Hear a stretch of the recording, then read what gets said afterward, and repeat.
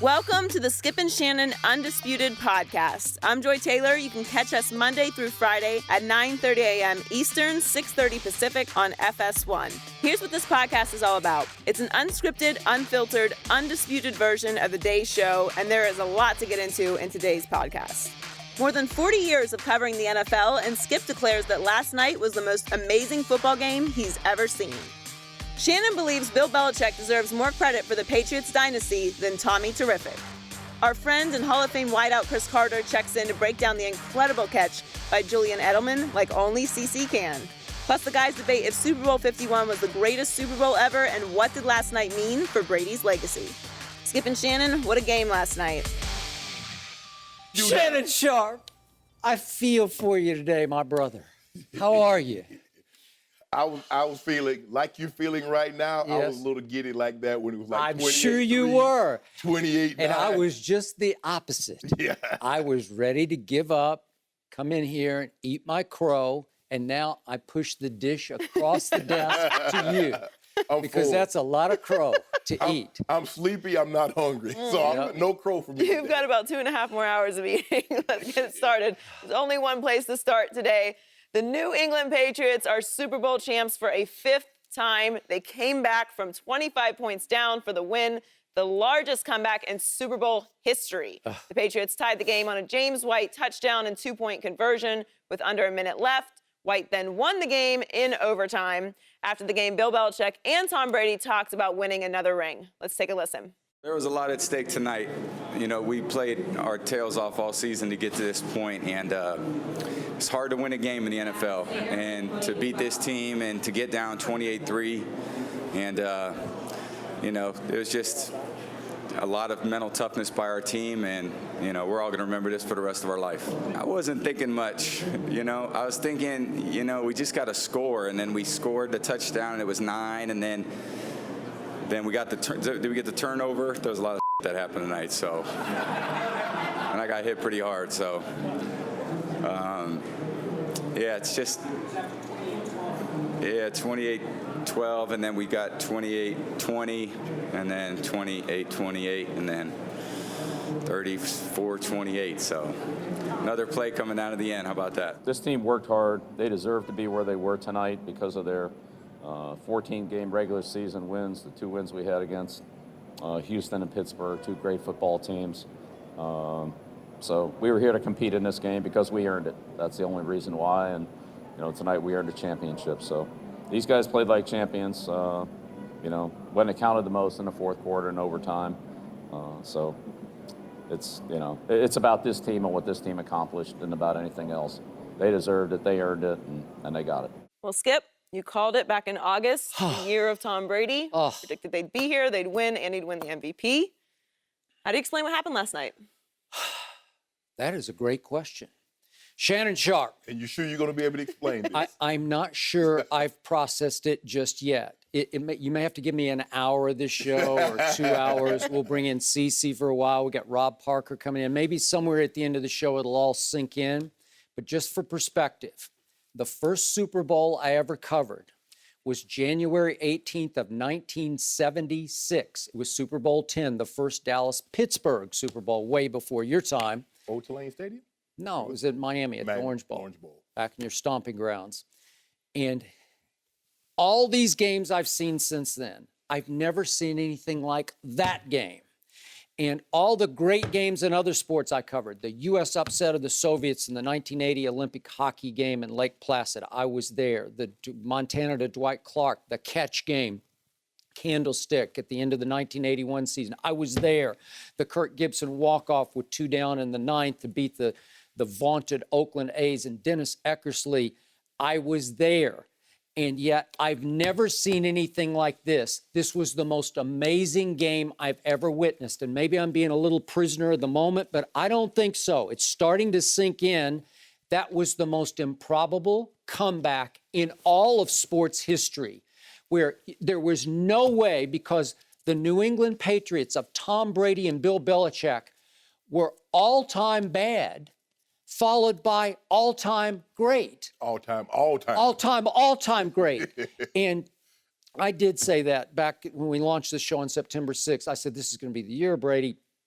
He's going to be the Super Bowl MVP, but not in my wildest dreams or nightmares did I ever see it happening like that happened. And I'm ready to plunge and go this far, and we'll talk about this throughout the show. But for me, I'm the biggest Michael Jordan fan on the planet, but now I have to be objective. I believe that last night, Tom Brady didn't just eclipse the great Joe Montana within the confines of Super Bowl and NFL. I believe last night, Tom Brady eclipsed the man, MJ, Michael Jordan, as the greatest clutch player in all of sports history. Wow. When you look at his Super Bowl resume, and we'll get into it more in detail later, but what he pulled off last night was flat out impossible, seriously impossible. And I kept thinking of you, and I knew you were celebrating because you want to talk about deflated. I was deflated. And when Tom Brady threw a pick six late in the second quarter that made it 21-0, I said, game over. There's no way. The Falcons are too explosive on offense. They're going to have the ball too many times in the second half. There's no way Brady can pull that off. And then for sure it was game over when the Falcons scored to make it 28-3 with 8:31 left in the third quarter. 28-3? Were you not game over at that point? Yeah, I really did. I thought that was the dagger. Yeah. Excuse me. I thought that was the dagger. And in talking to all the guys, because obviously we were the historically black college Pro Football Hall of Famers were honored, and everybody in there thought it was over. Jackie Slater was also in there. His son Matthew plays for the Patriots.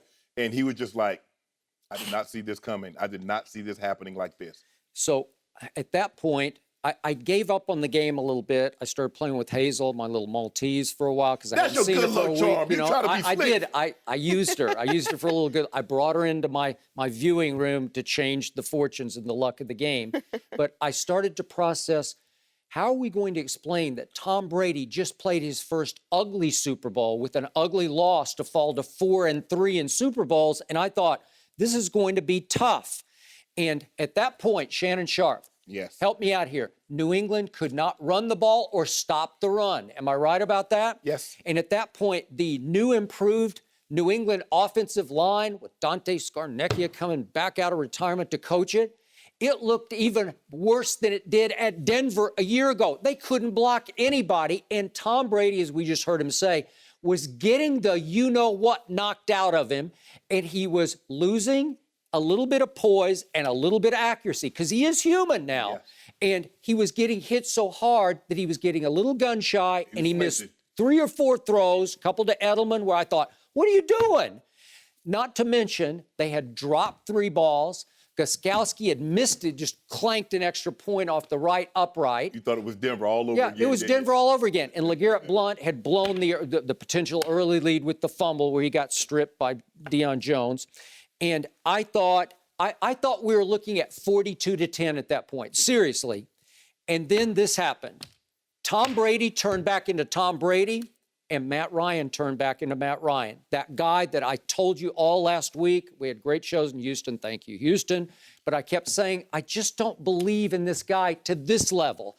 And when it was time, when the money was on the table, Brady was Brady and Matt Ryan was Matt Ryan. And when he got strip sacked, that was at, I think, 28-12, 8:31 to go in the fourth quarter. And there was that little shot, if we could see it, of Brady on the sideline. Here's the strip sack, the blitz by Dante Hightower on 3rd and 1. And he gets the ball dislodged. They fall on it. And here we go. We get a quick shot of Tom Brady on the sideline. After 5 of those, there he is. Wait! Guess who that guy is? Guess who that guy is? That's Psycho Tom. That's the guy when I see him emerge, it's like the little kid comes out of him, but it's like a crazed little kid. And he does his little half pirouette, unathletic jump on the sideline. And you say, uh-oh, here he comes. And from that moment on, the stats, think of these. From 28-3 down, he goes 26 of 33 for 284 with 2 touchdowns and no interceptions. New England from that point had 338 total yards to 69 for Matt Ryan and company and just took over the football game. Tom Brady rose above that game and took it over the way nobody in the history of the NFL could do. And in the end, he did get to watch Roger Goodell present that trophy to Bob Kraft, who just delighted in it. He just reveled in it, right? Sweetest ever, right? And Tom Brady did accept the handshake from Roger Goodell because he's a classy individual, and he wasn't going to leave him hanging on that one, though I wish he would have. And in the end, come on now. Well, seriously, not on that stage. Not on that stage. But in the end, Tom Brady managed to beat Roger Goodell by not only saving his legacy that Roger attempted to tarnish, if not wreck, but he enhanced it last night by starting off so poorly and finishing so all-time great. The floor is yours. I'm telling you what I'm going to do. The next big sporting event, I will kidnap Hazel like someone stole Tom Brady's jersey. You know what? You should, because she can really move the meter, man. I mean, she can change fate. That's twice. Yes. Clemson, Alabama, you got Hazel, you started petting her and loving her, and your fortunes turned around, and then in this game right here. Skip, I believe two things can be true. The Patriots absolutely won this game, but you and I both know the Falcons choked. There's no way of getting around that. Skip, I don't know if you know this. When the Falcons got up 28-3, they ran the ball 4 times from that point on. Think about that, Skip. You're up 28-3, and you have 4 rush attempts from that point on. Even if you just run the ball every single down and punt the ball away, I don't believe the Atlanta Falcons can catch you. Because I'm thinking to myself, Kyle, what are you doing? Kyle Shanahan. Shanahan, the offensive coordinator. You have a job secure. You don't have to prove anything. You got a 6-year deal that's guaranteed. You showing how great of offensive coordinator is not going to change anything. It's not like you can get an 8-year deal now with even more money. No. So there was nothing for you to prove. True. The Falcons had so many opportunities to put this game away. Let's go through them step by step. Coming out of the half, they got the ball coming out of the half. They didn't do anything. They punted the ball away. Yep. Okay, now they get the ball back. They go up 28-3. The Patriots get an up. They 28-3. They score a touchdown. You mentioned the Gostkowski clangs it off they onside. I wouldn't onside it because I'm like, and I was thinking to myself, why would Coach Belichick onside when he hadn't been able to really stop the Falcons up until this point? They get this ball, they're on a really short field. I'm thinking, you get this ball 2 first downs, you're going to be attempting an under 40-yard field goal. Totally agree. I thought it was too early, bad idea, and then poorly executed because Gostkowski touched the ball. So not only do you get the ball, you get an extra 5 yards because Gostkowski touched the football before it went to 10 yards. Yep. So I'm like, okay, at worst case scenario, you go 20 yards, you get 2 first downs, you're going to be attempting an under 40-yard field goal. Nope. Backwards. Back the other way. Yep. I also didn't understand, and I referenced this, Skip, the Falcons are really heavy 5- and 7-step drops because they like to push the ball down the field. And Matt Ryan had the highest per attempt yards, 9.26, than anybody in NFL history. They're a big play team. They try to push the ball down the field. But when you push the ball down the field, you give the defense an opportunity to get closer to you, and the offensive line have to hold up a lot longer. There's a possibility of holding calls. We saw how that came into play. Yep. Skip, the strip sack. And Coach Belichick, he says, okay, do your job. Situational football. We saw it earlier. Watch with Devontae Freeman. Now, I want you to understand, Dante Hightower is a middle linebacker. He's the Mike linebacker. When he lines up on the edge, what do you think he's going to do? He's going to blitz. There was no doubt about it. He's going to blitz. Yep. Dante Freeman, that's your guy. He whiffed him. Yep. He didn't even see him. You know what he's thinking, Skip? Get out in the pass route. Maybe. That's your guy. Yep. They offset you to make sure you can see him. He's standing right there. All you have to do is hit him in his chest. If he runs over you, it's going to take him too much time to get to Matt Ryan. You whiff, ball out. Okay, but is it fair to say that the Patriots are not a blitz-happy team? And I don't remember that I ever saw Dante Hightower come off the edge. Like they flanked him out and rushed him off the edge. It caught him by surprise, right? That's why they put him out there. Okay.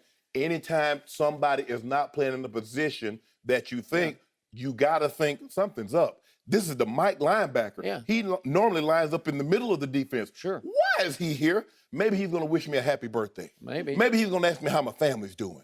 No, he's coming to hit your quarterback in the mouth. And boy, did he. Do your job. Your job is to block the edge rusher. Now, he's a big guy. Now, it is my estimation that Tevin Coleman got hurt to play before. I believe he would have been in the ball game. John Elway, my quarterback, if a guy got injured and we were still, it was, third down or second down, he would always ask the guy, you know what you got, right? You got the blitz, you got the out route, you got the comeback, who's hot. He would always remind us because he wanted to make sure, because think about it, Skip, if you haven't been doing this in the game, you're coming off the bench, maybe you're not thinking about all your keys. Because it's a big difference playing in a situation that you're not used to being in, especially in this moment. So he whiffs that. Skip, with 5 minutes left in the game, Matt Ryan's running a play with 20 seconds on the clock. Does he realize that the clock is his ally, not his foe? Why would you run a play with 20 seconds on the clock? Time is, that's what you need. You should not be snapping the ball with over 5 seconds on the clock. 5 seconds, snap the ball. Why are you being so aggressive? If you look at the way they called this game, once they got up 28-3, it was almost like they were down 28-3. They're still in hurry up. And then I'll stay on Kyle Shanahan. And then, how about this, Skip? You get the ball, you get the big play, Devontae Freeman, Julio clears it out. They all go Julio. Matt Ryan dumps the ball to Freeman, picks up 39 yards. Then you run the circus route by Julio. It's 1st and 10 at the 22. You run the ball 3 times, you kick a field goal, you're up 2 scores with under 4 minutes to play in the ball game. And you do what? I don't get it. What were you trying to accomplish, Kyle Shanahan? Why would you not, first of all, why would you not run the ball more when you're up 28-3? Why would you not run the ball in that situation? Why would you put the ball in the air? I get Matt Ryan is the MVP. He's the MVP. You don't have to validate him. He's already been validated the night before in the NFL honors. The writers voted him MVP. You don't need to validate him by letting him throw the football in this situation. Okay, negative play. You get a holding on. You get you get the sack first. Even though Kyle Shanahan called this play, Matt Ryan, you're 9 years into the league. You're an MVP. You know you can't take a sack. So you go from 1st and 10 on the 22 to sack, holding, punting the football.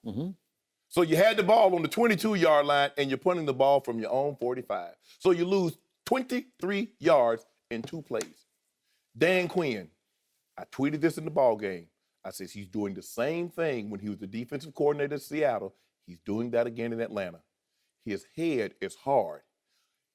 You hear Richard Sherman and the guys, well, we don't flip-flop, we play our defense. He's saying this is what we do. I told you, they're cover 1, safety in the middle of the field. They'll drop kneel down to take crossing routes. I bet you out of the snaps they play, I think the Patriots ran 96, 97 snaps. I bet you 95% of those snaps was cover 1 robber, a 22-man. How many times do you think Tom Brady need to take a test when he knows the answers before he can ace it? If you line up in a formation, even the basic of quarterback can pick you apart. That's all they were doing. They were lining up, dropping kneel, trying to rob the crossing route. And you know what? Tom Brady said, you know what I can do? Josh McDaniels said, you know what I can do? I can run Edelman on the shallow cross, and I can get one-on-one backside, either with White. Mostly with White. With my James running White. back, working on the safety or linebacker, or I can get Amendola, I can get Mitchell, or I can get Chris Hogan one-on-one with no interference. Okay. That defense, when you play that defense, you must have pass rushers. And the reason why it was so effective earlier, you mentioned it. They couldn't block Grady Jarrett. They couldn't block that. 3 sacks right there. Yeah. If once you start to be able to block that defense, and that's what they had in the Super Bowl when they lost the last time in the 4th quarter. Cover 1 robber, they couldn't get home, and Brady just bloop, bloop, bloop, bloop. Skipped it. I saw a situation where the Falcons, they tried to rush they had a 3-man rush. Skip, you got a 3-man rush. You got to stay in your lane. They rushed 3, but all 3 was on the same side. Because everybody's trying to be a hero all of a sudden. Skip, I got a chance to get the MVP. Already got me a couple of sacks, got me a couple of pressures. Let me do something that I'm not supposed to do. I just don't get Coach Quinn. Why would you keep playing the same defense when it costs you? Because you got to realize Tom Brady just faced you 2 years ago in the Super Bowl. He knows you like to play this defense. You built your defense like what you had in Seattle. Up front, come get you, play the coverage. We believe we're better than what you are. That's Tom Brady, a quarterback of his ilk. If you show me your hand, Skip, there's a reason why you play Texas Hold'em, they turn the cards down. If I know what you got, I'm either going to raise you or I'm going to fold. I'm not going to let you trap me. Well, you showed him your hand. We line up in cover 1, robber or lurk, or we play in 22-man. And Tom Brady says, okay, that's all you going to give me? Do you know who I am? Do you know what I'm capable of doing? Okay. Skip, I went to sleep, and I still don't believe it happened. I know. I was on the plane coming back, I had our big boss, Eric Shanks, was talking to me. I'm like, I don't believe it. I'm saying if you run the ball every single down once you get up 28-3, there's still no way. The only way they can get back into the ball game, Skip, is you got to get a turnover and you got to get help from the opposing team. And they got both. Okay. I let you have the floor. Now I'm going to respond to everything you just said. Go ahead. You're looking at it upside down. You picked the Falcons. Yes. You picked your neighbor, Matt Ryan, I did. the MVP. Yes. And I had Tom Brady. So my eyes are seeing it completely differently than everything you just said. Let's go all the way back to the opening coin flip, not the one that basically won the game for New England, because once they won the flip in overtime, it's over. That's it. Like I'm just sitting there like I'm on the floor, please. And they called heads. I said, please be heads. And when it said, the ref says heads, and then I hope that Bill Belichick wouldn't say, we're gonna play defense. No. Remember what he did against the Jets last year? Nope, don't do that. Give the ball to the greatest player in sports history, the greatest clutch performer. Let him take it right down the field, which he did. Boom, boom, boom, boom, boom. Game over. Let's go back to the game opening coin flip. Atlanta won the flip and deferred to New England. And I thought it was right in Brady's face, like they're daring Tom Brady. And they had an offense, I forget what the stat was, hadn't they scored in 7 straight games, 8 straight games with their opening drive? Yes. And they're saying, no, our defense is so good, it's gotten so hot, we're in your face, Brady. We're coming right after you. Then we'll get the ball, and we'll get the ball to start the second half. Yes. And it looked like it shaped up pretty well because they did get the ball up 21-3, at the start of the second half. Okay, so let's go back to the first half, and you talk about trap. The trap that Atlanta fell in was Matt Ryan at halftime had a perfect passer rating, and Devontae Freeman, with his jump cut electricity and quickness, he looked like he was uncatchable for the New England. The New England defense just looked too slow for him. So what happened to start the second half?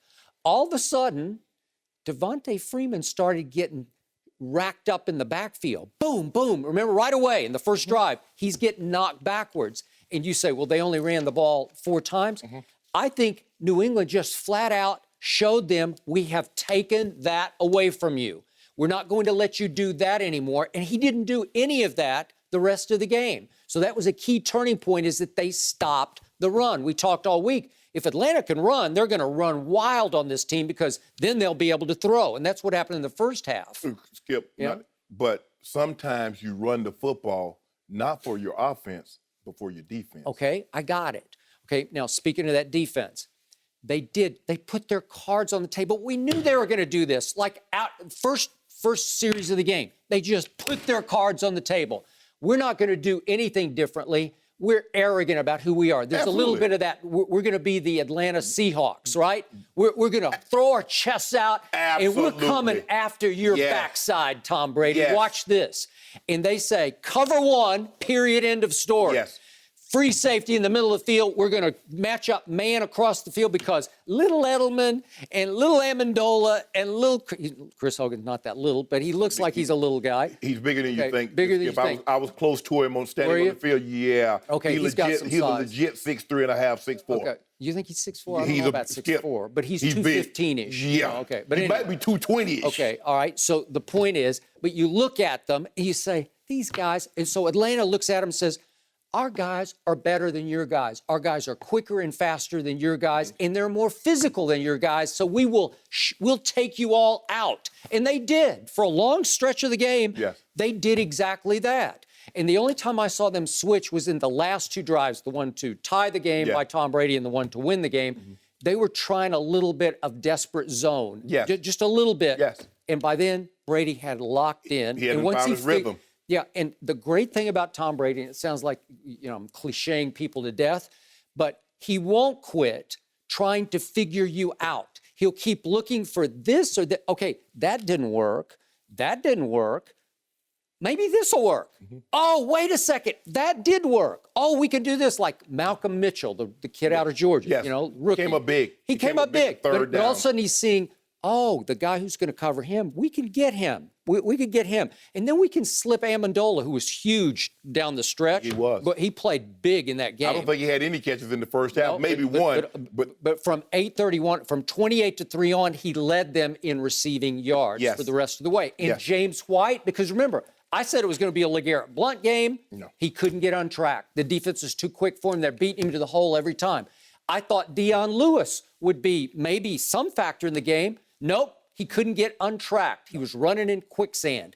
But all of a sudden, little 28, they started figuring out, because he can catch it. Like he can really catch it. And if you start swinging it to him or splitting him out, he's going to get the weak link in the defense. And they started to pepper away. What do you have, 14 catches? He had 16 targets. 16 targets and 14 catches. That's pretty great. So all of a sudden, they're saying, wait a second. Now, out of desperation, we have to go back to do what we do best, which is 5-step drop or a lot of 7-step drops, because they've been killing people. They average 34 points a game. 40 in the playoffs. Okay, and now you got them on their heels, and so they're saying, oh, my God, we can't run Devontae, so maybe, and Tevin Coleman got hurt, maybe we should just keep throwing it to Julio, which they did successfully. As you said, let's go to that series, the last series that ended up so bad for them. Remember what happened to start that series? Devontae Freeman gets loose and they have a complete defensive breakdown. It's 28-20. And of course, I'm just like hoping against hope. Can they climb back into this? I'm petting Hazel, like this is going to work. Just stay right here. Calm down, because she wants to run, nope, stay with me. And calling Pete on you, too. Yeah. You forced her to stay in your lap. I did not. She loved it. So they flip it out to Devontae Freeman in the flat, and I'm like rolling on the floor. Nobody covered him. It was a complete defensive breakdown. And he goes for 39 yards. Yeah. Are you kidding me? I thought the game was over on that play, because all of a sudden now you're in striking range of a field goal. But then they try to run it like you wanted them to. Devontae, he goes -1. And now it starts to get dicey, because now you say, it's 2nd and 11. We got to do what we do. Let's drop him back, 7-step drop. Boom, Trey Flowers, big sack. Now you're struggling, because now you're starting to get out of field goal range. And you say, okay, let's throw it to Sanu, which they did for 9 yards to get them back in field goal range. And there's a hold, and it was on, Jake Matthews, coming around on Howie Long's kid, right? Yeah, Kyle. Yeah, on Kyle. So the point is... Chris Long. Offensive line. The other one.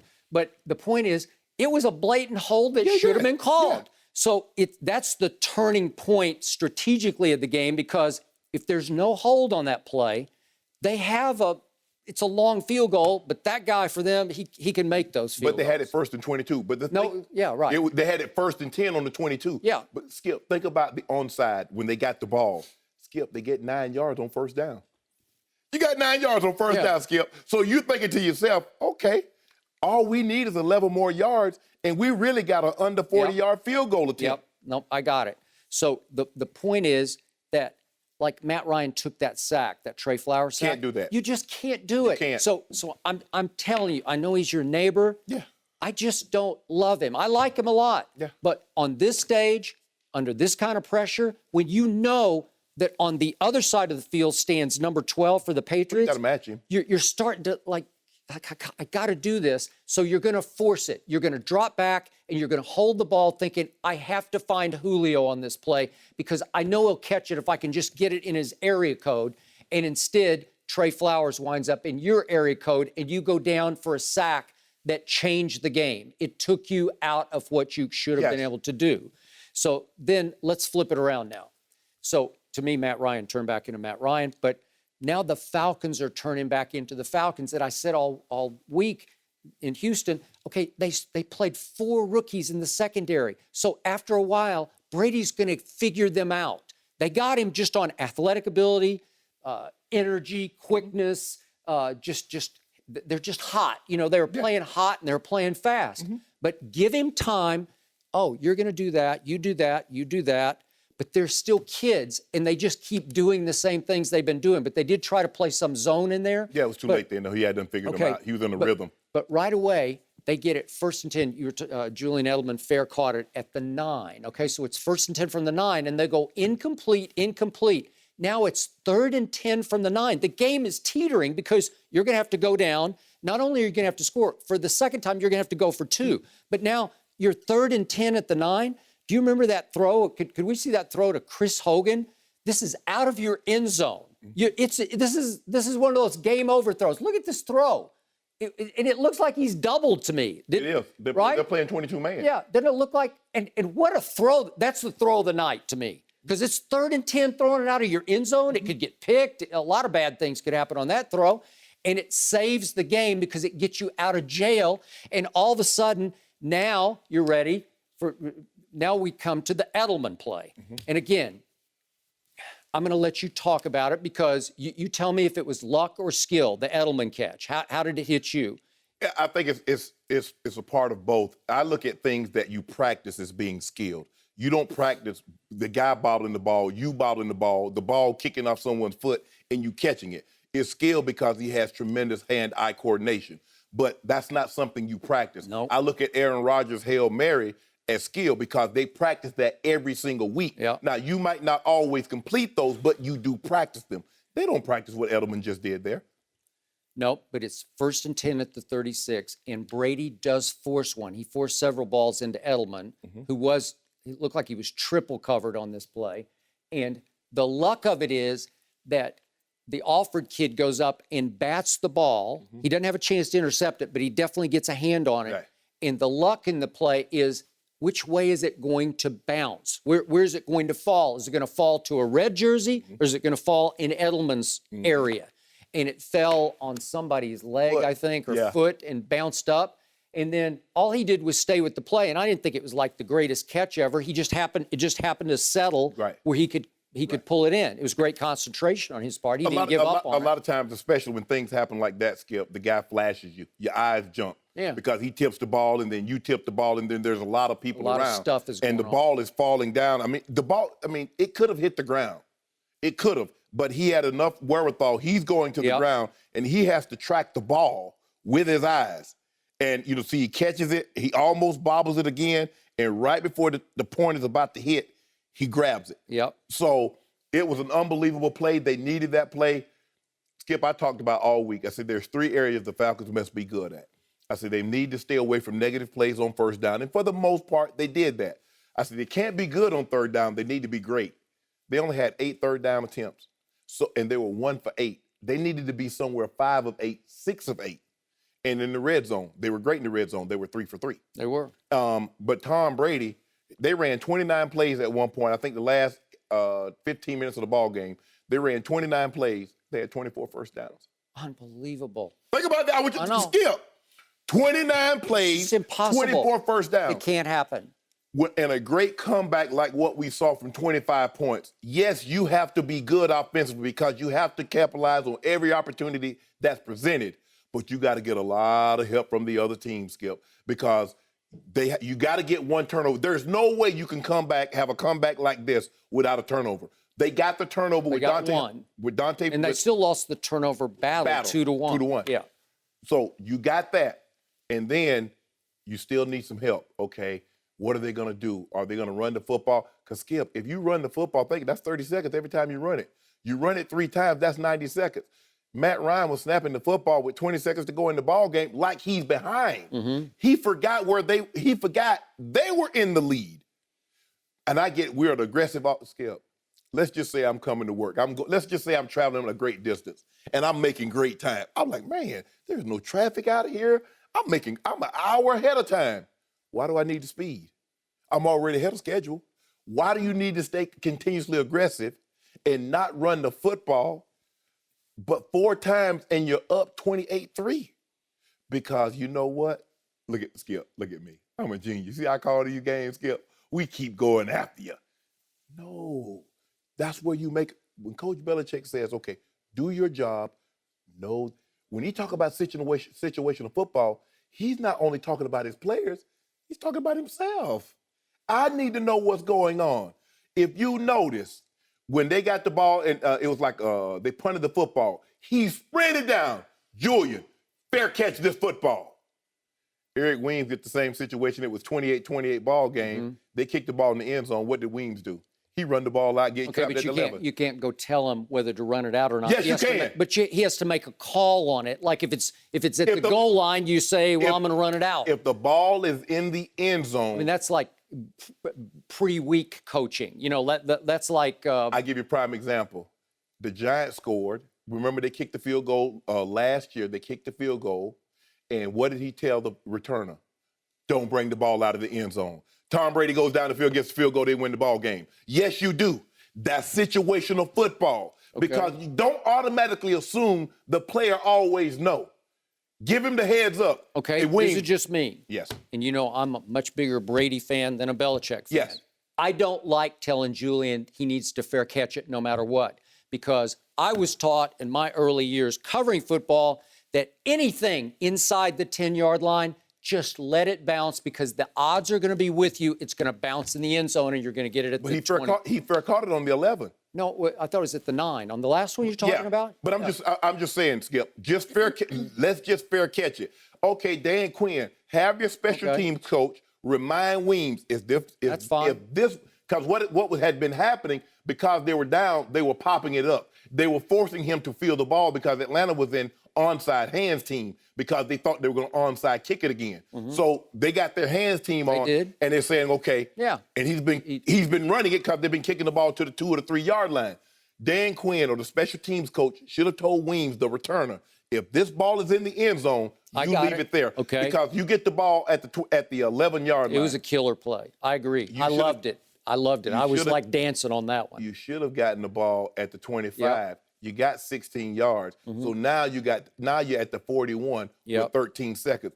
That's a different situation as opposed to being on the 27 with 13 seconds. Okay. Bottom line, when the game ended and I tried to just compute it, like let it go inside my psyche, what just happened? Then I called up the box score and the stats, and the stats knocked me out of my chair because they don't add up. Because it felt like Atlanta had dominated much of the game, right? Yeah. Felt like they were, like I said, I thought it was going to 42-10. Then I look at the final numbers. New England had 37 first downs to 17. And on third down, this is the shocker to me, Brady goes 7 of 14 on third. This got lost in the shuffle. Matt Ryan was 1 out of 8. 1 out of 8, and Brady also converted a big 4th down to Amendola. The game ends on that one. Yes. So he's actually 8 out of 15 on critical downs.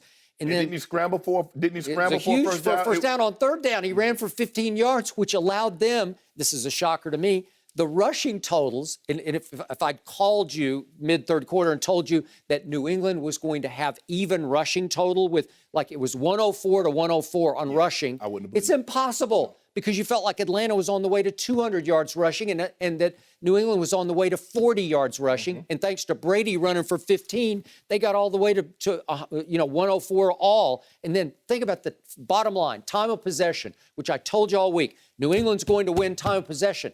They didn't just win it, they massacred it. They had the ball for 41 minutes to Matt Ryan's 23 minutes. That's stunning. That's impossible. But the game goes to overtime. But also what happens in that stat, though, Skip, you have to realize, Alfred picked 6. So I know. Matt Ryan doesn't get on the football get the ball. field. No, and Matt Ryan, it's a weird deal. They're a big play offense, so they were getting chunk plays. They were going 4 plays, touchdown. Yeah. Pick 6, 5 plays, touchdown. So now all of a sudden you're looking at, you're like, well, hold on. Yeah, we're getting points, but our defense is on the field. Because the Patriots ran like 45 snaps in the first half. I mean, 42 snaps. They ran 42 snaps in the first half, 45 in the second half. So think about it. They ran 1 less play in the 3 less plays in the first half than Atlanta the whole game. The whole game. I got it. That's the ball game, Skip. Bottom line, most amazing game I've ever seen and most improbable comeback in sports history. I still don't believe it. It was one Skip. for the ages. And I was, Skip, like you said, you were at the Winter Olympics and you were at the catch. Yeah. Skip, I was there and I saw it with my own eyes and I still don't believe it. Not only was it the biggest comeback in Super Bowl history, it was the biggest comeback of any game in Brady's career, and he has started 269 of them. No mercy. Before we get into our next segment, I wanted to bring Skip in for a special message as Valentine's Day approaches. That's right, Joy. I want to tell you about Books.com. It's the best place to get your flowers this Valentine's Day with a premium experience at an accessible price. With Books.com, it's simple ordering with no gimmicks and no hidden fees. We deliver you farm-fresh flowers, cut fresh, from sustainable, eco-friendly farms. So that means your flowers last longer and your money goes a longer way. It's the most convenient way to be the better husband or boyfriend or brother or son. Books even offers amenities such as the Never Forget subscription that includes a regular reminder and delivery on special dates like an anniversary or birthday. So go to Books.com and be a hero this Valentine's Day. BOUQS.com. Thanks, Skip. Guys, these flowers are fantastic, and take it from me, with Valentine's Day coming up, you don't want to miss the opportunity to send them to somebody special. So to get 20% off your order with Books, use the promo code UNDISPUTED at the checkout. That's BOUQS.com. Code UNDISPUTED. Now, back to the show. No mercy. Tom Brady set a number of records in last night's Super Bowl win. He is the only quarterback with 5 Super Bowl rings. He's the only player to be named Super Bowl MVP 4 times, and he threw for a Super Bowl record 466 yards.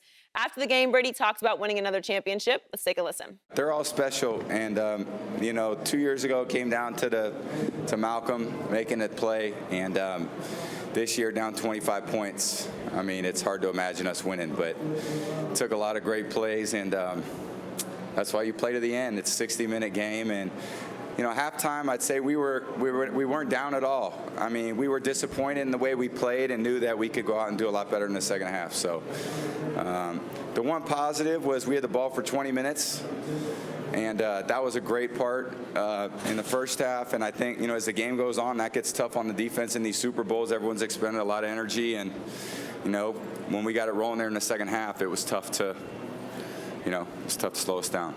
And this was just moments ago, Brady receiving the MVP trophy from Roger Goodell this morning. So, Skip, what did last night mean for Brady's legacy? Brady nor I have been to sleep, though, Skip. I hear you. Neither have I. And you know what? I feel great. I didn't even sleep, but I feel really energized. I bet you do. Like, I don't need any sleep. Yeah, I bet I don't even need a nap. You know what I've noticed, Skip? I noticed you haven't been drinking a whole lot of dew. You still No, I don't need it. I got natural dew from Tom Brady. Yeah. Okay, quickly, let me go 2 directions. Okay. Off last night and then the bigger picture of Tom Brady's legacy.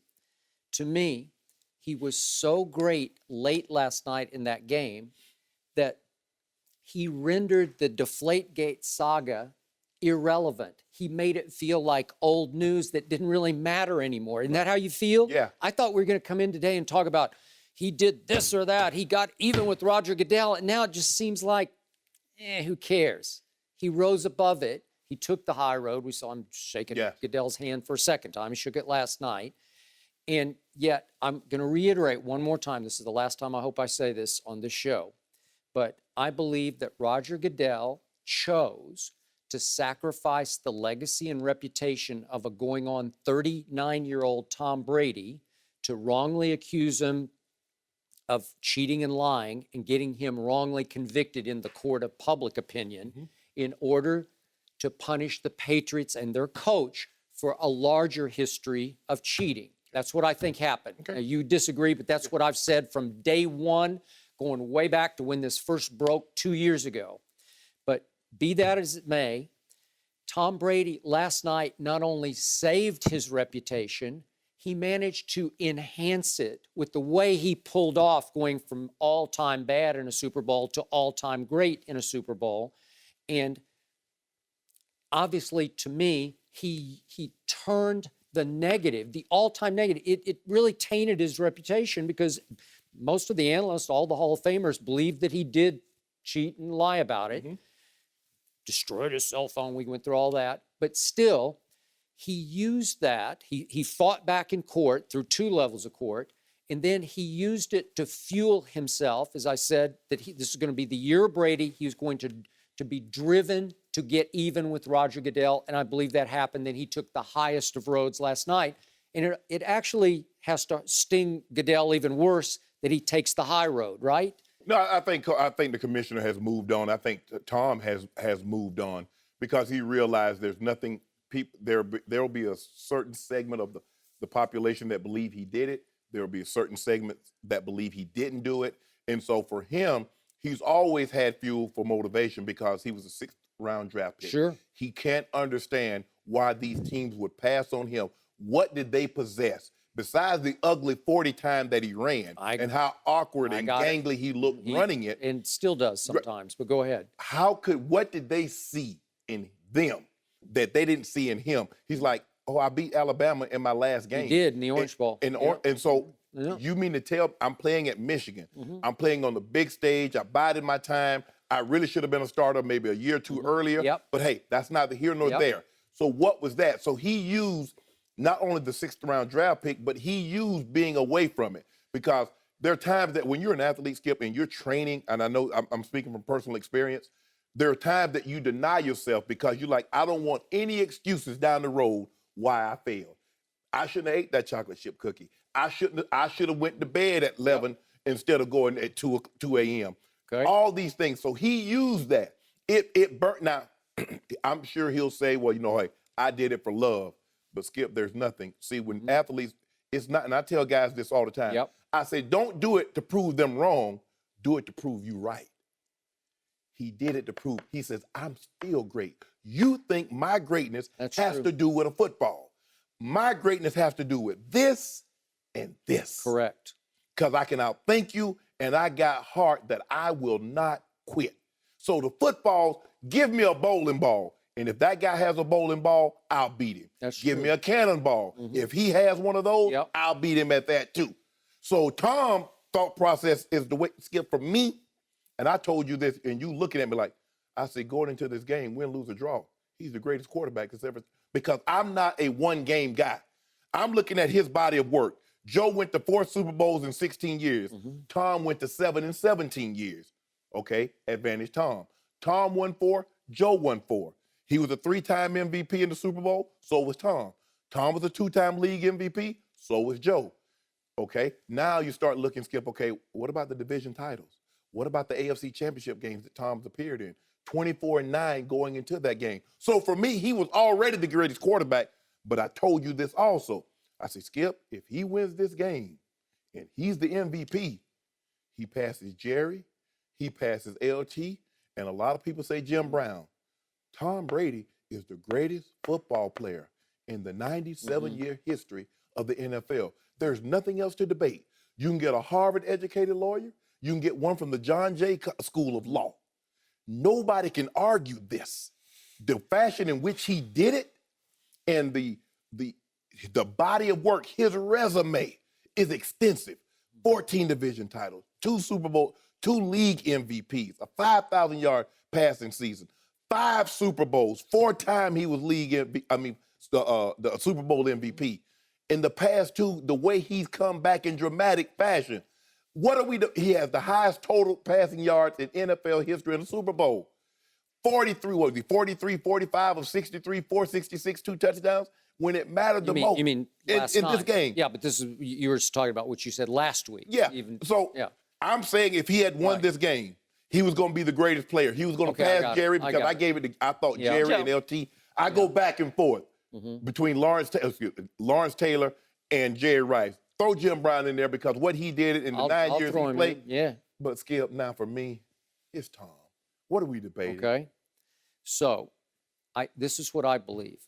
I believe you might have sung a different tune if his play had continued down the path it took last night for the first 2.5 quarters. If he had had an ugly Super Bowl loss on the order of 42-10, and it dropped him to 4-3 in Super Bowls, and Joe was 4-0 in Super Bowls. But he only got to 4. Okay, but I still say you might have sung a little different tune. You might have said, you know what?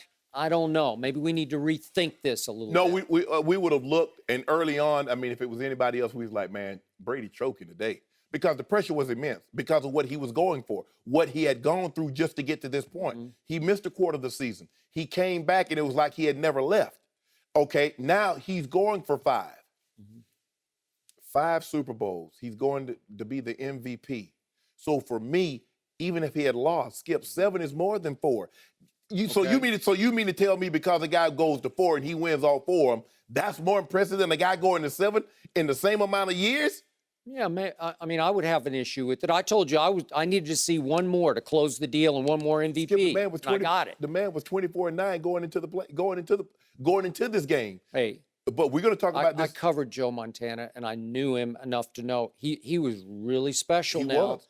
And he should have been 4 for 4 in MVPs. Jerry got the one on early vote because he broke the receiving record, 215 yards. Okay, now let's go bigger picture now. I still say, as I sat back last night and looked at this, that Tom Brady is not receiving enough credit for his Super Bowl resume because, in my opinion, he does look, let's do it the other way. He doesn't look the part of a superstar quarterback. He's not the most athletic guy. He's not the coolest guy. Some people think he's cool. Some think he's sort of nerdy cool. But whatever, he doesn't, he's Ugg boots and advertising satin sheets or whatever it is. It's not the cool things to do, right? He's not power, say like a Jim Brown or LT. No. He's not grace and elegance like a Jerry. No. But there's an unathleticness to him. And I get that. He also throws a really sweet football. He threw some last night where I was like, wow. Now, it's not cannon shots. No. But they're accurate, catchable passes. Yes. Okay? I think you would have loved catching some of his passes. I believe you would have. But when I look at Tom, I look at Tom, and I was like, what other position on the football field could Tom play besides quarterback? None. That's it. You know what I'm saying? You look at LT was a dominant pass rusher, so he could. Unless he can punt or place kick. I don't know, maybe. I'm trying to think, could he have been a great basketball player? I'm like, no. Maybe. He was a very good baseball player. He's draftable as a catcher, I think. So I'm looking like, maybe baseball. Yeah, definitely. But you look at these other guys, you can see them being very good in other sports. Okay. But Skip.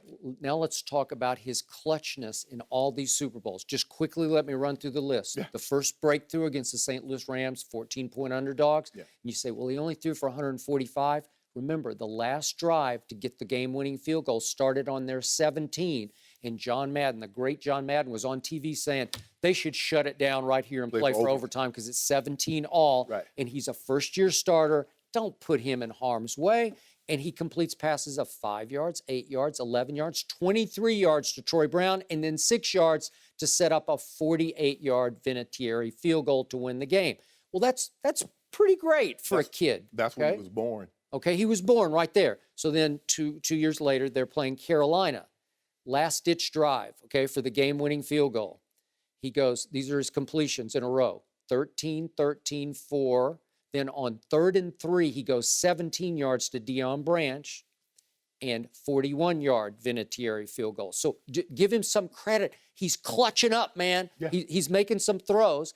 And then the Philly game, the Super Bowl against Donovan McNabb and Terrell Owens, it was tied 14-all. Now, it didn't take a late, great drive to win it, but still, he was good enough to get it home at the end, and they won 24-21. But let's throw that one out for clutchness. Then I'm going to say it again. The first Eli Super Bowl, we had Eli. Thank you very much, Eli, for being on our show. He admitted it was the luckiest pass in Super Bowl history that he threw. And the luck part of it was the escape. 4 Patriots have their hands on him, and they can't get him down. And he managed pirouettes to out. Yeah, he pirouettes out. And as he said, I think I saw a white jersey, and I just threw it as far as I could. Okay, but before that, Tom Brady had driven the Patriots 80 yards in 12 plays down the stretch of that game. It was 2:42 was left. And he hit Randy Moss on 3rd and goal for 6 yards to put them ahead 14-10. So I thought that was going to be the clutch play that won his 3rd Super Bowl, and Eli canceled it.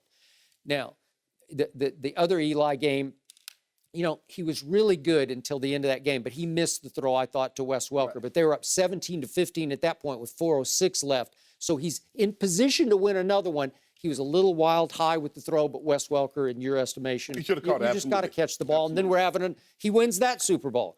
Seattle. I mean, has any quarterback ever come up bigger and more clutch in the 4th quarter than he did against the Legion of Boom? Because he was just sensational. 13 of 15 in the 4th quarter for 124 yards and 2 touchdowns. And so my point is, even on those last drives, I could give you all the ones, but it was 3rd and 14, and he hit Julian Edelman for 21 when he bangs into Cam, you know, and they both sort of hit helmets. And my point is, there are clutch play after clutch. I don't have time to go through them all. That game, again, Malcolm Butler made the defensive play to save the day. But then last night, to tie the game, he goes 10 plays, 91 yards, and then in overtime, 8 plays, 75 yards. And I've written out all the ones, but it's just clutch throw after clutch throw. They're impossible. Like, you can't do that, and that. No 70-yard bombs, but they're all like 3rd and 5, 3rd and 7. You know, just key completions. We say, wow, how did he do that? And they pile up on each other. And the upshot of it is he still doesn't get enough credit. That's clutch city, man. That's like every Super Bowl, he's great late in it, to the point I think he's eclipsed Michael Jordan as the greatest clutch performer in sports history. We're going to talk about that. I wouldn't go quite that far yet, Skip, but I believe that first St. Louis game, when they were backed up, and most people thought, okay, this guy's really a rookie. Yeah, he's a second-year player, but he doesn't have a whole lot of experience in this situation. For him to do that, that's when he was born, because in his mind, I belong. I did it on the biggest stage in football against the best team in football. Yeah. And so once you do something, you always feel, my grandfather used to have a saying, say, boy, if I take you somewhere, I expect you to always be able to get back. When an athlete can do something for the first time, he believes in his mind he can do it again. Mm-hmm. So when he did that in the Super Bowl, Skip, what's to say, I did it in the Super Bowl? You mean to tell me I can't do it in a regular season game? Yep. I can't do it in a playoff game? Confidence, when you play professional sports or when you play sports, I believe confidence sometimes is more important than talent. Because if I believe it, you might be more talented, but if I believe that you can't cover me, or you can't block me, or you can't do whatever the sport may be, Skip, man, I'm telling you. And that's what made Michael great. Michael was a great talent, no question about it. But Skip, you know him. You know how he thinks. I know him a little bit, not as well as you do, but he is a confident man. The most. Well, that's why, even though it looked bad, it was despair last night. You had a little feeling in the back. You had to have it in the back of your mind that it was possible. When you have number 12 on your team, you have to have a little bit of a belief. I thought when they got the onside kick, Skip, and then the first down, they got 9 yards. I say, they get points here, it's over. It's over. And even down as far as they were. It's so impressive. No mercy. With the win last night, Bill Belichick now has the most Super Bowl wins for a head coach, and Tom Brady has the record for most Super Bowl wins for a quarterback, each with 5. Shannon, who deserves more credit for the Patriots' success, Brady or Belichick? Well, I think I've been very clear who I thought deserves most credit, and I'm going to stand by that even. As a matter of fact, I'm going to double down today. It's Coach Bill Belichick. I think the thing is that we look, because of the great comeback that Tom Brady just had, 466 passing yards. We mentioned it. Skip, 280-something yards in the 4th quarter alone. But when you look at it, only the 2007 Patriots and the 2013 Broncos scored more points in the regular season and playoffs combined than this Atlanta Falcons team did. Now, they were up 28 points. If they get to 31, it's ball game. The last 27 and a half minutes. So basically the last 8:31 in the third quarter, 15 minutes. So that's 23-31. They didn't get the ball in overtime, so 4 minutes. So for 27 and a half minutes, Coach Belichick says, Atlanta Falcons and Matt Ryan, MVP, you'll get nothing and you'll like it. That's how great he is. This is not being dismissive of Tom. This is talking about Coach Belichick, and what he was able to do was to go in after halftime, and a team that was averaging 40 points in the playoffs, he had given them 28 with 23 and a half minutes left in the ball game, and they got nothing. Mm-hmm. They went punt, fumble, punt. That's nothing to do with Tom Brady. Has absolutely nothing to do with Tom, and everything to do with this man's genius. 13 of Tom Brady's 16 seasons, this team has had a top 10 scoring defense. It has nothing to do with Tom Brady. He's established a culture. That's Coach Belichick. Now, it's easy to implement it when the best player is your hardest worker and your greatest lieutenant. Because if he works this hard as an MVP, as a Super Bowl winner, what's expected of the other guys that's not MVP or Super Bowl winners? So it's easy for whatever Coach Belichick says, guys, I want you to sleep in the parking lot. Guarantee you if Tom Brady's asleep out there, I bet you got 52 other cars in the parking lot also. Skip, Tom Brady's great. I believe he's the greatest, in my estimation, the greatest football player to have ever lived. But Coach Belichick, I believe, deserved more credit than Tom. So you're going to double down today, and you're going to be double wrong today, because with all my heart and soul, I believe more than ever after last night, it's all about Brady and not a lot about his head coach. And I don't. So what about that strip sack? Who called that?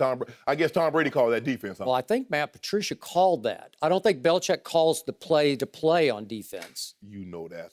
Well, if you're going to give Brady that credit, you got to give Josh McDaniels and Charlie Weiss the credit then.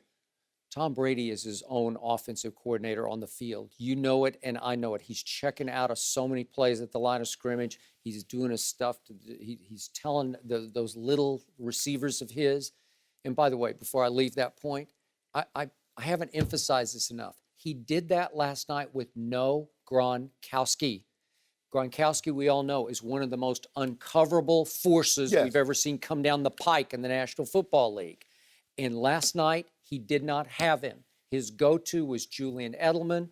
His go-to was James White last night. Well, a little James White and Danny Amendola. Yeah. And a Chris Hogan big catch on third and 10 from the 9 in the last the tying drive. Mm-hmm.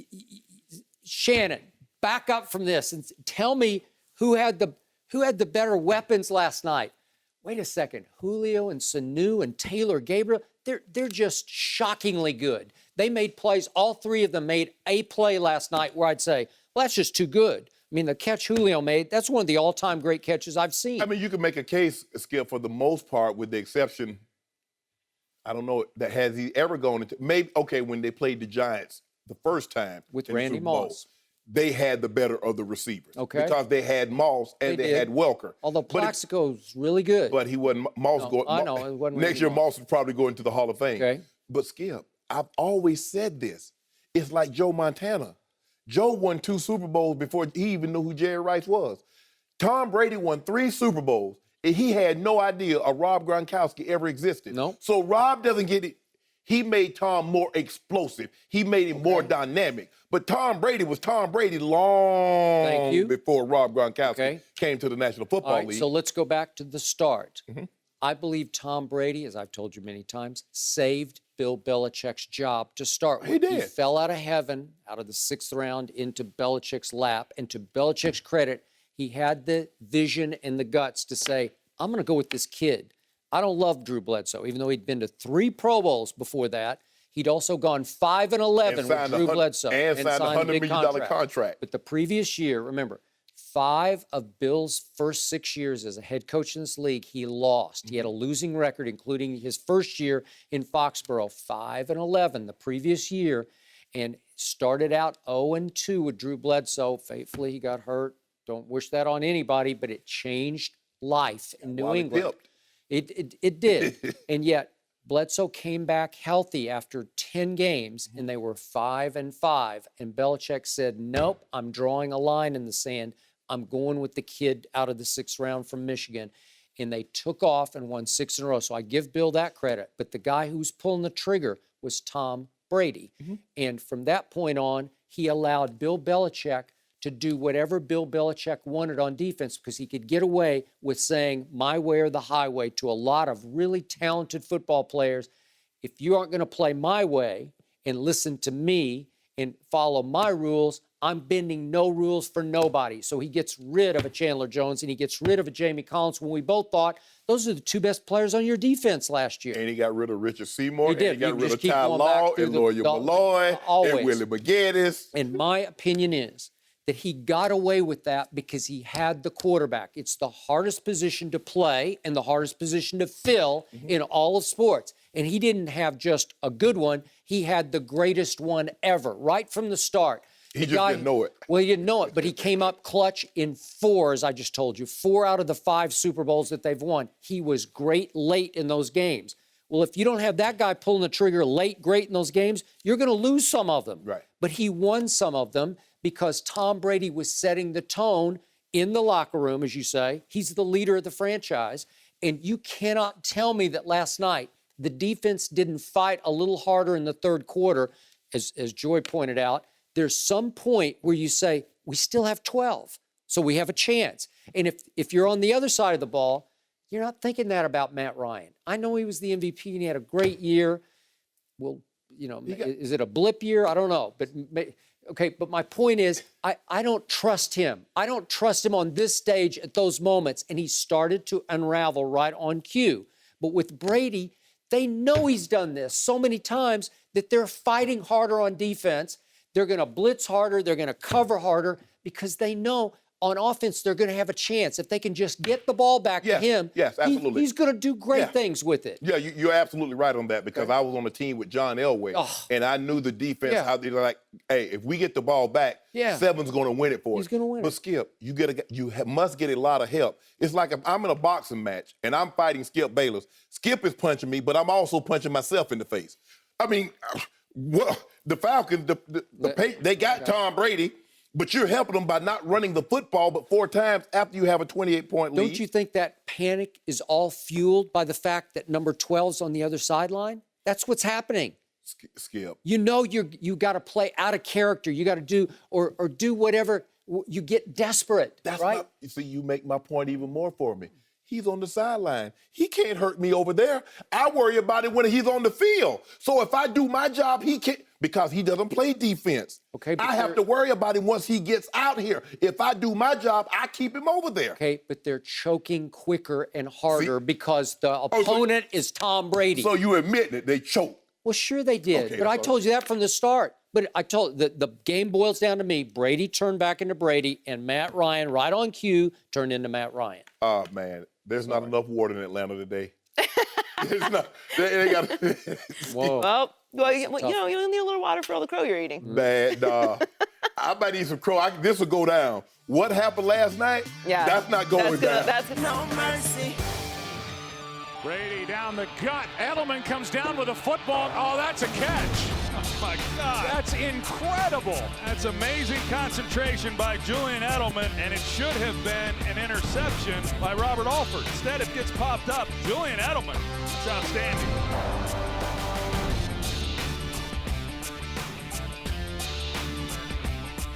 That was Julian Edelman's diving catch on the drive that tied the game late in the 4th quarter for the Patriots. Chris Carter is back with us. Chris, was Edelman's catch more luck or skill? Not more one or the other, but a lot of times both things have to happen. So it's both luck and it's also skill. The initial contact of the football by the defensive back, the way the ball went into the air. Typically, coaches teach, tip ball across the middle, bad things are going to happen. Yep. It just happened that they were in the type of coverage where the middle of the field was open.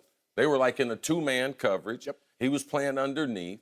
And Edelman, where the skill comes in, is Edelman was able to stop on a dime, plant his cleat, and the way the ball was falling, because the ball could have fell any type of way. If the ball was wobbling, if the ball was going end over end, he wouldn't have been able to catch it. But the way the ball fell, with the tip of the ball, not the ball's mass. If the mass of the ball would have been coming down, the ball would have hit the ground probably. If not, he wasn't supported by the Atlanta players. But the way the ball came down with the point of the football allowed him to be able to get his hands up under it. Also, the concentration. A lot of times, I've been a high school receiver coach for a long, long time, teach a lot of pros and college guys. We do a lot of drills where we are dropping the ball and you have to be able to react and be able to catch it before it hits the ground. Also, we do a lot of things with smaller balls, throwing the ball outside your body where you have to be able to react and be able to catch it. If he was a body catcher, Shannon, which you know, a cradler of the football, a person that's more comfortable with the body, but his overall skill and the ability to react back to the football because his body movement was going the other way. So this play is not pulled off without some luck and without some type of skill. And also, if you watch the play, Neal also did him a favor because Neal hits him in his back and turns him almost into the ball. So when CC is saying, and I'm saying that a lot of things have to happen, luck is what happened when preparation meets opportunity. People's like, the Hail Mary that Aaron Rodgers throws is luck. No, they practice that every week. Now, it takes a certain level of skill for him to throw the ball with the trajectory and have it drop nose first. Everybody can't do that. A lot of people, they sail it out of the end zone or it doesn't go too far enough into the end zone. With this play here, because they were in 22-man, and he undercut it, he jetted what we call a jet when he runs up underneath the play. Yes. And he jetted, he read the play too well because he got in front of the ball. He knows he has help over the top by both the safeties. Sure. Right. All right. He knows outside the guys are in man-to-man. Yes. So he knows anything breaking in, I'm going to try to rob it or jet it and try to intercept it. And so when the ball goes up in the air, it's anybody's ball. Because, see, once the ball's in the air, it belongs to anybody. I mean, it left Tom Brady hand. That doesn't necessarily mean it's for Julian Edelman. Hell, I'm playing defense. I'm entitled to the ball, too. Okay, when Alford tips the ball up in the air, Julian sees it. Now, Alford's like, his momentum is taking him away from the play. There's nothing he could do now. His momentum is taking him away from the play. The two safeties are converging. Once Neal hits him in his right shoulder and turns him into the play, if Neal doesn't touch him, he doesn't catch this ball. So a lot of things have to go well for this to happen. So there's a combination of both going on. But for him to maintain the level of contact, because a lot of times when you get hit and you have the ball, you close your eyes. That's why you see steal shots. A lot of guys got their eyes closed because that bump coming. But for him to maintain that, the ball, you losing focus and everything is going around. Yes. For him to maintain his concentration and catch that football. Yes. There's another thing that we do too, Skip, that I do with wide receivers. It's with their eye reflection. I do things where I put something in their face and just like that, they blink. But in the moment, you could see, Shannon, that was a great point. I didn't blink. You could see, you're like a ninja. Of course. You might have been a Julian Edelman receiver back in the 70s. Right, but it's amazing, though, how all those skills came into place. And that's why it's luck, but it's also skills. I got it. That's fair. I thought Tom Brady made two uncharacteristically bad idea decisions last night, and the first one also involved Alford on the pick six. Danny Amendola was not open on that play because the robber is Alford, and he robbed, and he ran, and Tom made a valiant effort, unathletic Tom Brady, to try to get his ankle and missed him, and we know it was 21-0 real quick. But on this throw, this is a really bad idea throw because if effectively he's triple covered, not that they were but it's going to be convergent. And triple Tom was eyeballing him, so the safeties were closer to him. Right, and it's his guy. If he's gonna force the ball to anybody, it's usually to Julian Edelman. Which also might have led to them getting defeated because they were double teaming Edelman more than any game. Sure. All right, so Edelman wasn't having a great game up until that catch. No, I agree. So it's a bad idea throw, but Alford, I don't think could have picked it. I know Joe Buck said. I'm not sure he could have come down with the ball, but he definitely got his hand up strong in the ball. Now it's a luck play because where's it going to fall? To a red jersey or to the green ground or is Edelman going to have a shot? Right. Yes. And Edelman's makeup is he's not going to quit on any play. So he's not going to be frustrated over it. He's just going to stay with it because he's an overachiever, chip on shoulder. So he's going to fight you to the ground. Yes. And he fought it to within an inch of the ground, Yes. and somehow he hung on to it. Does that make him a great receiver? It just makes him Julian Edelman. That's Yes, what he is. absolutely. Yeah. Yep. Well, I thought the Julio Jones toe tap catch was going to be the highlight of the game. Hey, that was all-time great to me. It was incredible. It but, was Dude, just special. but the Julian really Edelman special. catch was fascinating to watch. I mean, you could watch that on a loop. No mercy. Last night's game is being called one of the greatest ever. Skip, where does Super Bowl 51 rank for you? Joy Shannon, I've had the privilege of covering a lot of great games and lots of sports for many, many years. And I might be a prisoner of last night's moment, which I dread, I try to fight against, but I'm going to call it the most amazing game I ever watched. I didn't cover the game, although we're talking about it here, but it was the most improbable comeback I could ever imagine because I thought the final score was going to be 42-10, and not only did the Patriots win 34-28, they even covered the point spread, which at 28-3 it wasn't improbable, it was impossible. And right? Vegas did take a bet where someone bet the spread, took Atlanta, bet 1.1 million in order to win $1 million. So at 28-3, he's already thinking what he's gonna buy. Like, I'm gonna get me a Benz or a Rolls. I know. If he's married, like, buy the wife or maybe a new pair of diamond earrings or something. And Okay, so I've always said that the Montana Super Bowl 23, where he hit John Taylor, drove 92 10 yards, drove 92 yards, that was 34 seconds left, was the greatest Super Bowl I ever saw. The greatest finish to the Super Bowl, the craziest finish was the Malcolm Butler play 2 Super Bowls ago to save the day. But this one somehow, I will always, and by the way, other quick games, I was at the catch game, Montana trying to throw it out of bounds, and Dwight Clark. That was went up 81 and championship, snatched it. right? Yep, 81 season championship game. Even the Michael Jordan game at Utah, game 6. Walk off, the pose. It was the hold the pose game after he stole the ball from Karl Malone. These are great games, and I also attended the 1980 U.S. Soviet Union semifinal hockey upset. It was like the biggest upset in sports history, but still, this one was more improbable because in that U.S. game, they just took over the game, and Russia was just on its heels, or the Soviets, they called them at that point. They pulled the goalie who was the greatest goalie at the time. Tretiak was and they were having issues between the coach, and it felt like they should have won from the start. Right. But in this one, Tom Brady had no chance, and then he pulled it out. And I'm going to remember this as simply the most amazing game I ever watched. There have been bigger comebacks. You look at what Frank Wright and the Buffalo Bills did to the Houston Oilers. But they didn't have the star power at that position. And for Tom Brady to do what he did, Skip, I'm thinking about it. I said, okay, what about USC and Texas in the Rose Bowl? Oh, it was incredible. And I'm like, okay. Yep. And then I went back and I said, I remember very vividly the North Carolina Georgetown. Michael Jordan was a freshman. There. Georgetown, Patrick Ewing was a freshman. That was the birth of, and I'm like, for me, Skip, the game, the way the Patriots played so early because it got so far out of hand, maybe the last, 20 minutes were very interesting. It's just hard for me. I mean, the North Carolina Georgetown went back and forth. USC and Texas, it went back and forth, and then Texas finally pulled it out. I don't want to be a prisoner of the moment because the last 20 minutes, because what Tom Brady was able to do and what he was going for, we had never seen an overtime game in the Super Bowl. I think that adds something to it. It's really, really sudden death because whoever, think about it. If the old rules were in effect, you could have scored a field goal, kicked a field goal and won the game. They changed the rule about 5 or 6 years ago. Now you must have a touchdown if you get the ball first or, a defensive safety or something like that.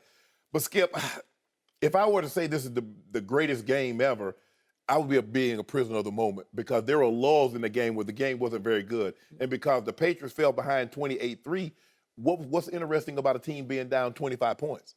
So the last 20 minutes might have been, but for me, I would say the USC-Texas ball game in the Rose Bowl was better, and I think the North Carolina-Georgetown, the NCAA championship. Heck, I just saw St. Nick get beaten again. Stop it, Skip! By Deshaun Watson. That was pretty great. Was that not great? No, it wasn't great. Yes, it was. It was great. You know, the games that go score for score are exciting. They and are. I agree. It seems like there were lulls in the game. But to me, the swing of emotion is what makes it such an amazing game. It is. The momentum. Going from it being complete impossible. despair as an impossibility to winning the way that they did makes it great. I've never seen, and having played in 3 of those games, Skip, I've never seen a momentum swing where one team is 25 points ahead. Never. And then the next thing you know, the team come back and score 31 straight points. Right. Because normally when you get the momentum, and I remember Mike telling us guys, he said, look, the momentum's going to swing. Let's just hope we have enough cushion that when it swings in their favor, we're ahead. Right. But the momentum never really swung like that. I think the most we were down with like 7 points I got for the Packers. So, but 25? I know. So the final reason this was the most amazing game ever played was because it hurt my partner so much. Right? Look at Coach Belichick smiling and hugging and kissing old people. No mercy. This is the Skip and Shannon Undisputed podcast, where we're delivering you an unscripted, unfiltered, undisputed version of the biggest topics of the day's show. Be sure to subscribe to the podcast on iTunes, like us on Facebook at Undisputed on FS1, follow on Twitter at Undisputed, and catch us at 9:30 a.m. Eastern, 6:30 Pacific, Monday through Friday on FS1. You can find us on channel 219 on DirecTV, 150 on Dish. Thanks for listening, everyone. I'm your host, Joy Taylor. It's good to be back in the studio here in LA. We have a great lineup of shows all week. We come back tomorrow when we're joined by Chris Carter, Fox Sports hoop expert Chris Broussard, and Tom Brady's biggest fan, Rob Parker. We'll talk to you then. Fox Sports 1 of 1.